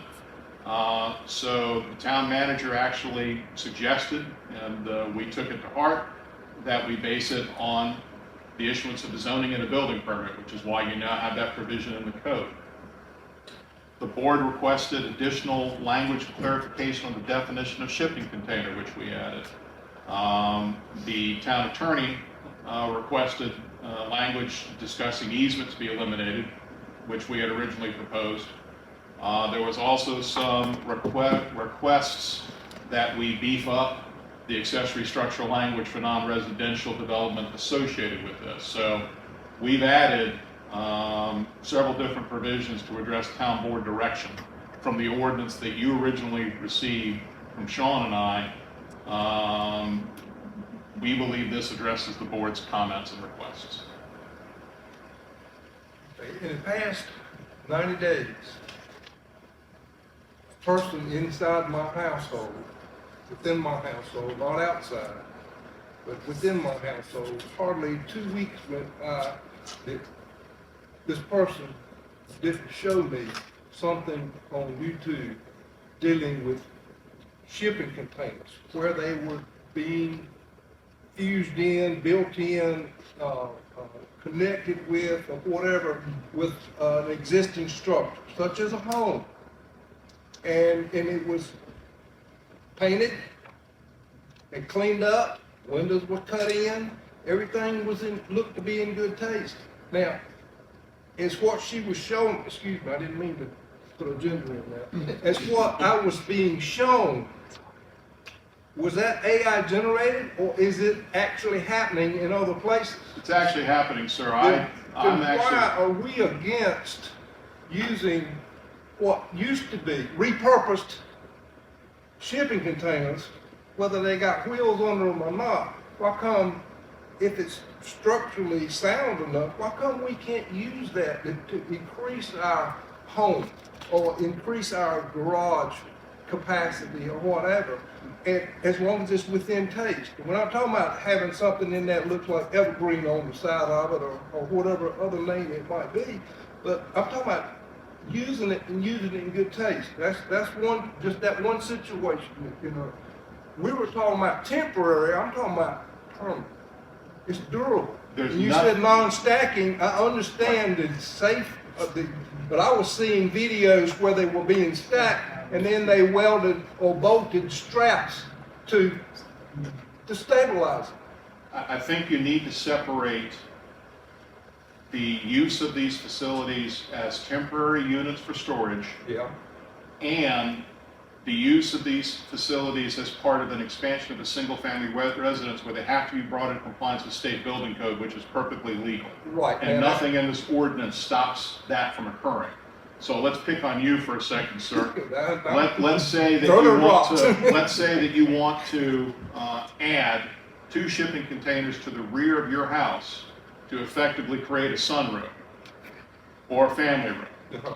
That is perfectly legal as long as you comply with the applicable setbacks, it's attached to the house, and those units are brought up to the applicable provisions of the state residential building code. Right. And it would actually be considered part of your house.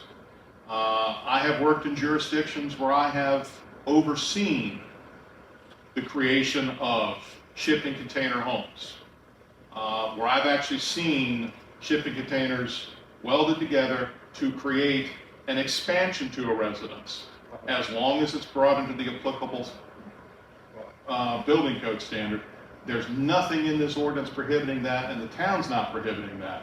What the town's doing is saying, in instances where there's a temporary unit, Yeah, you have to abide by these standards. that's what I want to hear. Thank you. Okay. All right, that's one thing. So these videos that this person was showing me is pretty much you can trust them not be AI generated. All I'll say, sir, is I've seen storage containers turned into housing, and I've had to inspect them. Okay, another thing is, what's down here besides, Faith Christian Ministries? What is that? That's, That's an accessory, what? an accessory building. Why come you couldn't call a repurposed metal container that's being used on ships and call it an accessory building and paint it? Why come it can't be done?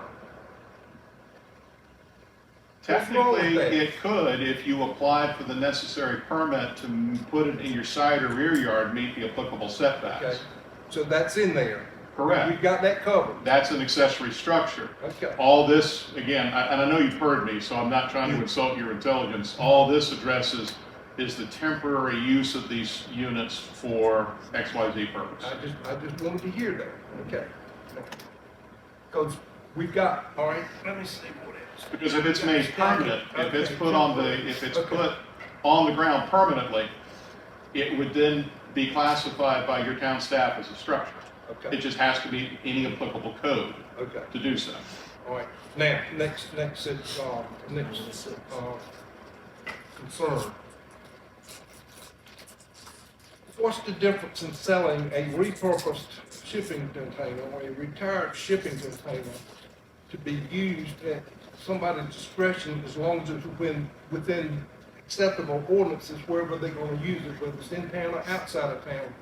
But what's preventing me from selling those?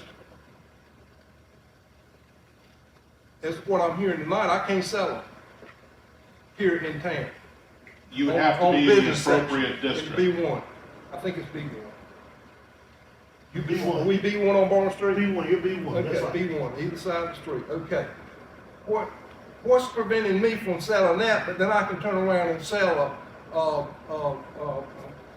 auto haul trailer, or a landscape trailer, or whatever, I mean, can I put some wheels under that repurposed shipping container and call it an enclosed trailer and sell that? If you bring it up to the applicable code for it to actually be considered a motor vehicle, yes, sir. Okay. We've got a mobile home dealer out there beside LBJ. They sell mobile homes. Some got axles under them, and some they've removed the axles and put underpinning and what have you. What's the difference in selling that and a shipping container? One is a residential unit built to HUD standard, one isn't, and your ordinance only allows manufactured home sales in a specified zoning district, much in the same way that the town board's requested that we only allow the shipping container sales or rental in a specific district. Okay. The value judgment, I'm sorry, was provided to staff on where the town board was comfortable with that use being allowed. Certainly, you can make a recommendation to the town board that general use zoning district allowance be broadened if you feel it necessary. But I'm just telling you, and again, I know you've heard me, I'm just telling you the direction that Sean and the manager received from the town board. Has the town board looked at any of these videos to see how useful a repurposed shipping container can be? Or they just, it's a gut feeling that says, I don't want them, I don't want them. Woman should like it. Is that a fair judgment on the people that we elect to make important decisions? I'll make an observation as best as I can based on the conversations I've had. The issue, at least as I understand it from the town board, isn't the repurposing of these units for either permanent storage or permanent additions to Right. housing. It's the temporary storage or the placement of these units on undeveloped property Yeah. for marketing and advertisement purposes. We are creating a zoning district allowance where they can be stored and be a legal use of property as a business. We've also identified what a temporary unit is and how long it can remain on property to address a board concern. Okay. Another clarification. The vacant lot between, the lawyer Britt, lots down the street here, and the PNC building, the vacant lot. Several years back, there was a lot of outbuildings being displayed there. That may have been before you came, Mr. Lucas. Mr. Lansing. Do you remember any outbuildings being there? On Church Street? On that vacant lot that's behind, on this side of PNC? Yes, Tim, you said over Tim there. Matthews? Yes. Was he within code ordinance? I will have to go back and see what the orders were back then. I remember that years ago when I used to Yeah. come up to town, but I couldn't give you a clear. Well, I mean, my question would be there is, if that's allowed, then why come a retired shipping container can't be allowed to be displayed, to be sold? I can understand setbacks, and I can understand rats and weeds growing, but to say, no, you can't sell shipping containers, but you can sell a mobile home, you can sell an outbuilding, you can put 3 of these outbuildings at the corner, outbuildings at the corner of Birchwood Drive and Golfers Lane, you put 3 of them out there. You got an existing one, then you got 2 nice ones that you can just about become Airbnb, but you can't put 1 shipping container. Well, you can, but it's got to be temporary. I got a problem with that. I know with the. And I'm not doing this for him. I'm doing it for my own Right. personal understanding. To me, I just, if you can't, Is there another district that the planning board would like the town board to consider allowing this as an allowable sales option?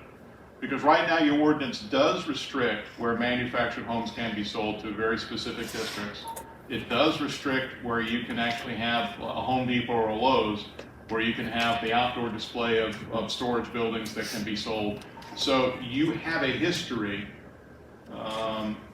establishing where you as a community believe these land uses belong and don't belong.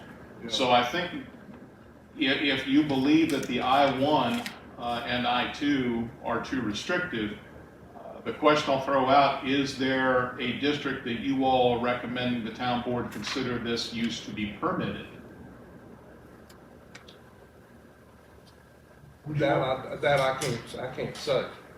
We have to leave that up to him. Well, But the thing is, I know that there were some on display, they're no longer on display over on Cross Street, on the south side of Cross Street, between Body Street and between Austin Street, where 10 years ago, there were trailers over there, there were fertilizer tenders over there was just chemicals and all sorts and types of things over there, much more hazardous than a retired shipping container. And well, and again, the issue ultimately is this: if you think that the I-1, if you think that the land use activity where these units are stored and advertised for sale or rental should be expanded, then it's within your purview to make a recommendation to the elected officials to identify other districts. Absent that, you have an ordinance amendment package in front of you.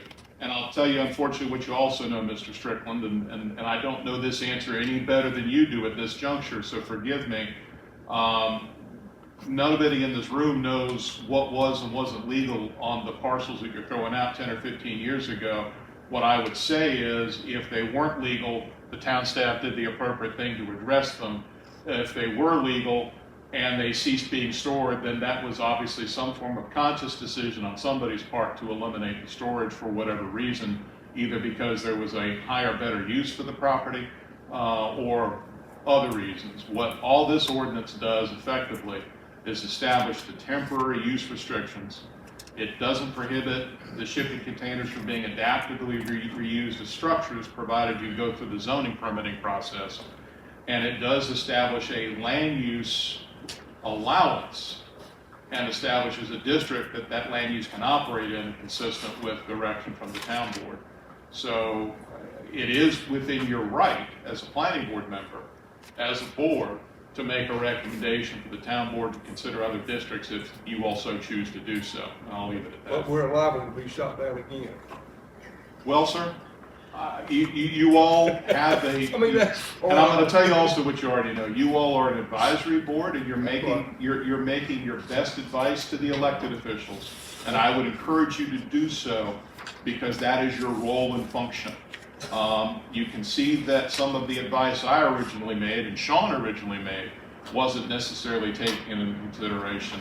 And we are quote unquote experts in our field, which that and the $1.50 buys me a cup of coffee in the morning at McDonald's. But my point to you in saying all that is my job, Sean's job, is to provide you and the board with the facts.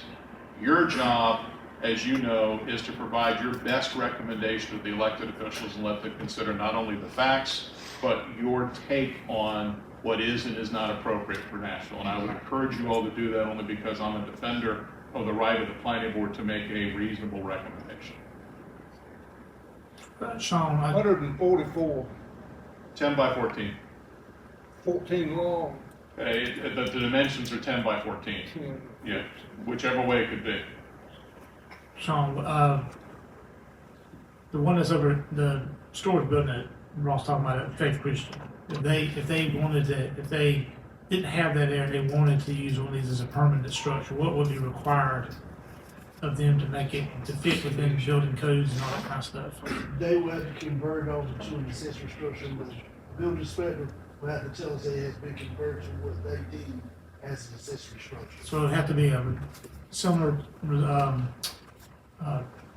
process as just a building, just an accessory building. Yes, sir, they have to make it, engineer, figure it out and get it converted over to an accessory structure that meets the building code of, like an accessory structure would. So it can be, it just has to go through a Right, process. it's gotta go through the building code. So what happens if Ross wants one, he's got a very good reason, but it's in conflict with this, he can also get a variance, can't he? Nah, it wouldn't be a variance for ownership on that. Sir?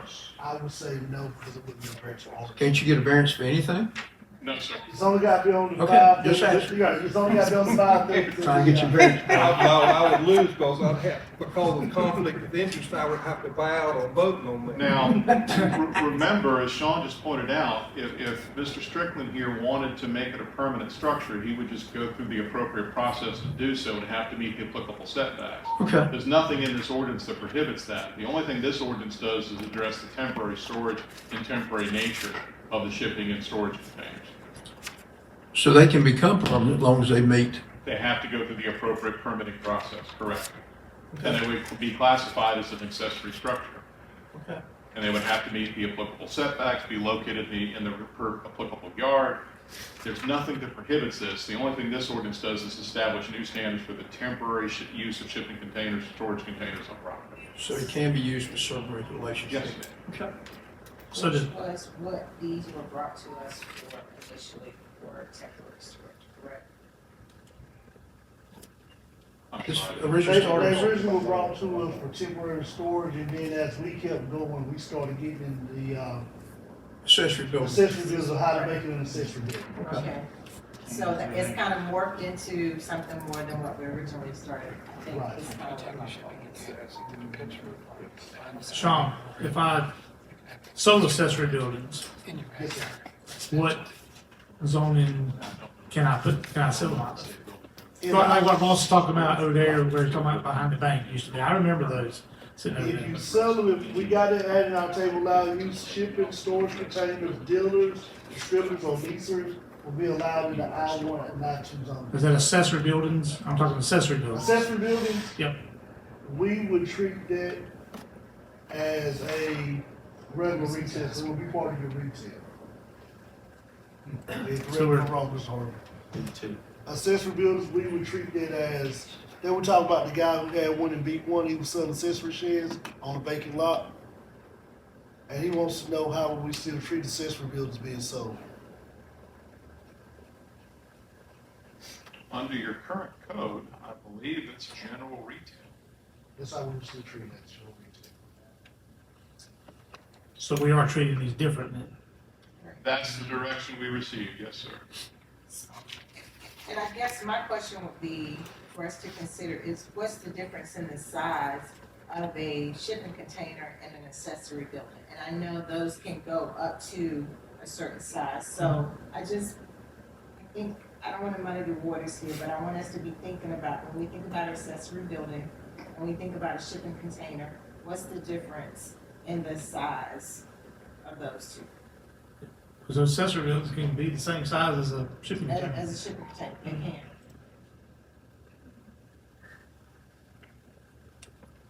But a temporary one cannot. Correct.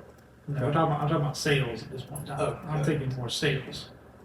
And also, I mean, yeah, I guess you could say the accessory building as well, but it sounds like the accessory building and the shipping container, if you wanted to make it a permanent, it's kind of, both of them got to follow the same building codes and stuff of that nature. I'm thinking more on the lines of selling.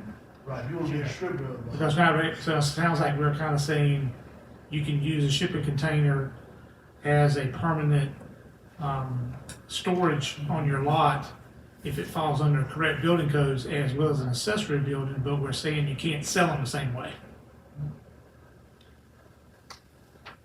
Because we're saying you can't, but then you can sell, you can have a temporary on your lot like the ones Ross is talking about in a general retail zone, but we're saying these we cannot. Seems like we are kind of, it would be nice if they were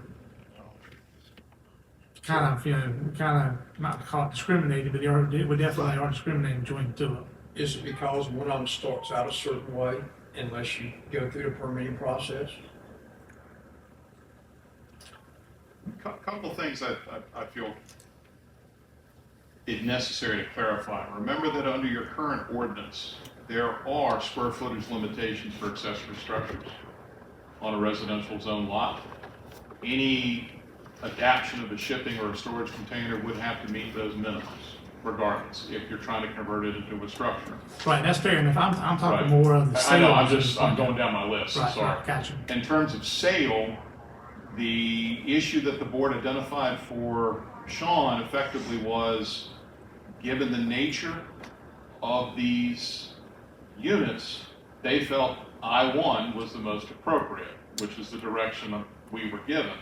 If this board wants to make a recommendation that they also be allowed in B1, that is within your purview, and I'm certainly not going to sit here and tell you don't have a justification for it. I think you've heard me, and I don't like repeating myself because it insinuates you're not listening, which I know you are. And if they were sold in B1, they would still have to comply with what we're saying in the ordinance. Right, I mean, that's understandable. I'm thinking more of the sales at this point in time too. I mean, I mean, So is this property I'm talking about up there where Royster Clark used to be, Yes, sir. is that B1? That was B1, that's conditional zoning, non-residential. It's not what? Conditional zoning, non-residential B1.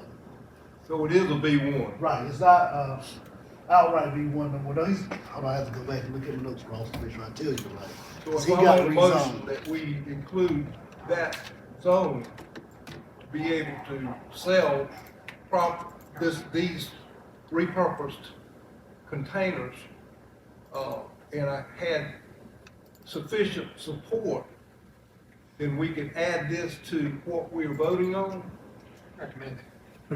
What you're recommending, correct. So there could be a motion by a board member, seconded and consistent with your rules of procedure and voted on, to amend the staff proposal to allow this both in B1 and I1. And he did rezone last time with the board and the council. Yeah, He so I got remember approval we of rezoned conditional this. zoning, non-residential, industrial. that's right, we did that on our last meeting. That was last week That's right. here, what we got. I'm not gonna plead for support, but I would appreciate any kind of support, but I make a recommendation that we, make a motion that we include B1 to make it available to sell, to display and sell. these Or lease or containers. rent. Or at least, Does that include the downtown business district? Is that B1? No, the downtown, our main street downtown is all B2. Our B1 starts when you make the right on Barn Street. Okay. Well, right or left on Barn Street. So that would be Strickland's Equipment, 233 LF Smith's Customs, Town Hall, all that areas all be one. And that vacant lot behind the Southern Bank. Yes.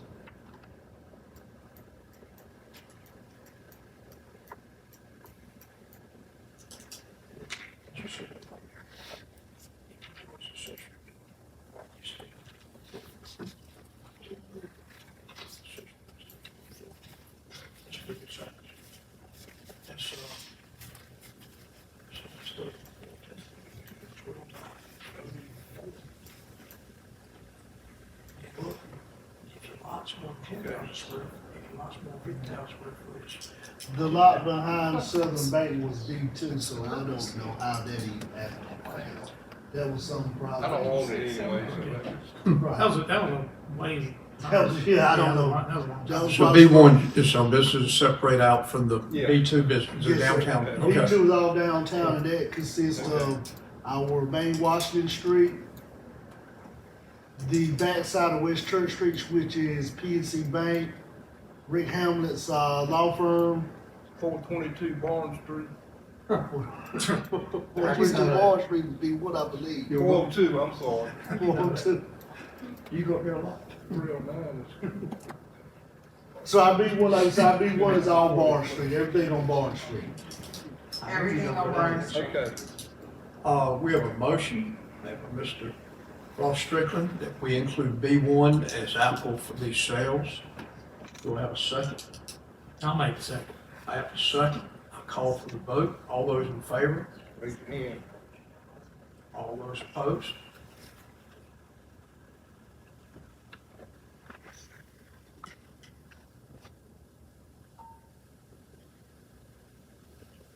So you got two for and 2 against? Yeah. So you break the tie. So what's your thought about B1? I mean, how do we keep it from being a small business in B1 and having, you agree to setbacks for these or behind the business, those type of things? No, well, Because that's not mentioned, if we go to B1, do you agree for units not being allowed in the front of the building, those type of things? Could be counted for your thoughts on B1, because we don't address setbacks and shielding, and all this is not in here, right? All they would address in B1 is if you're a temporary storage shipping container, what you have to do is consider temporary. For you six should be able Be a to, distributor. you should be able to display them like you display a mobile home or an outbuilding. That's. Anything developed in your B1 general use zoning district has to comply with the setbacks for B1, parking requirements for B1. If you allow this land use in B1, it would just merely have to comply with any applicable component of your ordinance to develop that lot. So So tell me what that would look like. I have a B1 business, Ross and I have a B1 business together, he wants to market a shipping container, tell me what that's gonna look like. well, first you got to apply for a zoning permit, submit a site plan demonstrating how your business will comply with parking, landscaping, setbacks, everything else is required by your current code. Just like if you live here doing a storage building. Correct. So I say it's the So same. right That's now, my, that's based on my. ordinance, where does that put my shipping container? I want to model for sale. Under your current code, it could not be located in any required parking space. It couldn't be located in any required travel lane, but it could be displayed just like any manufactured home as a comparable example in a designated area on your site plan for the storage and display of merchandise. Could it be in the front of the building? Yes, sir. because Just you like an currently- accessory, just like an accessory You building, correct? currently don't Just like an have any accessory. prohibitions on how manufactured homes are stored or displayed. They just have to be out of Or used required parking. Well, used cars, it's also the same thing. It just can't be in required parking. It can't be in a fire lane. It can't be in the travel lane for vehicles. It can't obstruct pedestrian traffic. So this would not be treated any differently if it's allowed in B1 than it would ultimately be in I1, because you don't have any standards in I1 either establishing any heightened setback for this land use. This would be effectively the same retail operation or service use that you would have in any other district. Jackie, what's your thoughts? You go to the against. So, my concern is, based on conversations that I have heard, is that if we allow it, we may lose control of it, regardless of ordinance. See what you mean.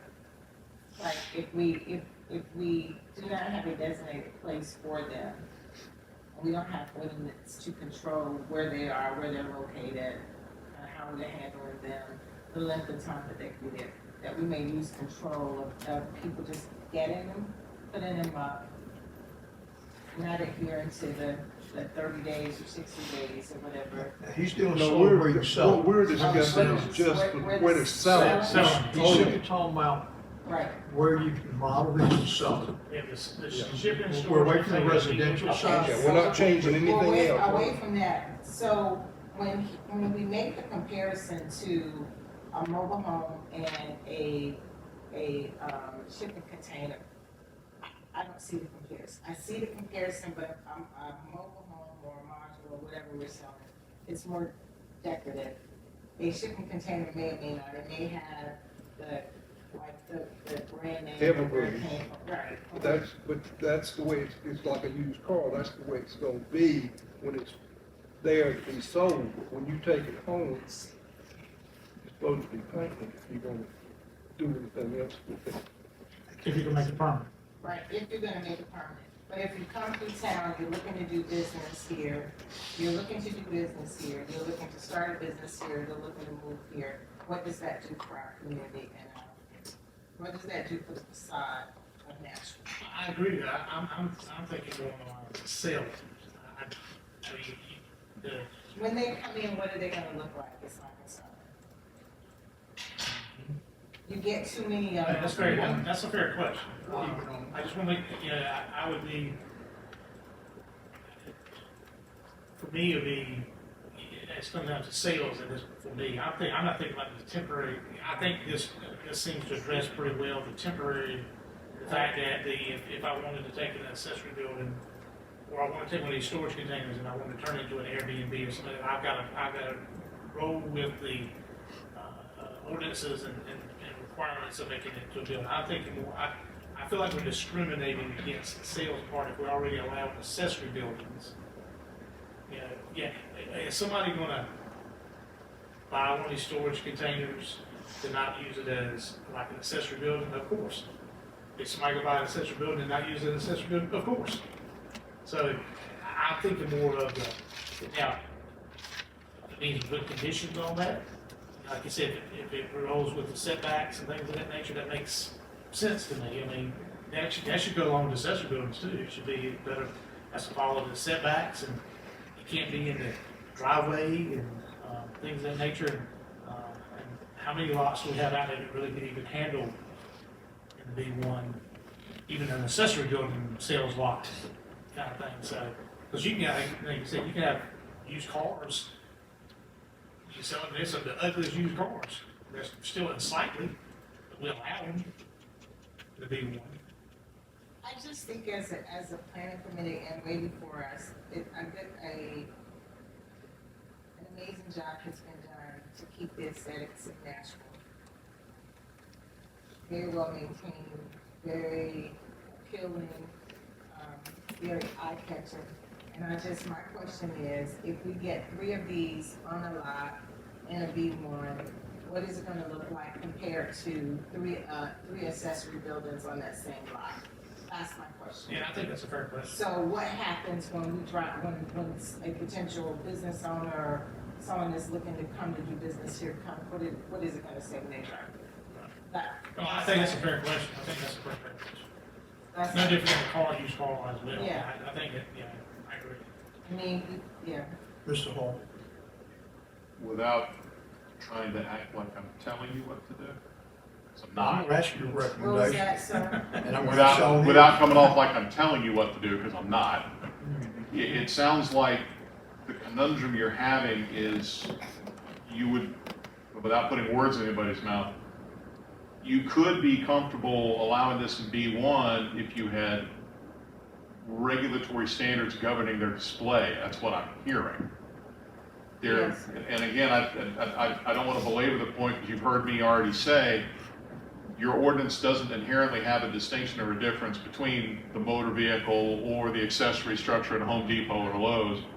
But if it would help you make a comfortable decision, and without alienating your town manager or your planning director by making this, you could ask me to show you what some standards could look like for your consideration in the B1 district. For display purposes. For display purposes. And that way that might address some of the consternation you're having.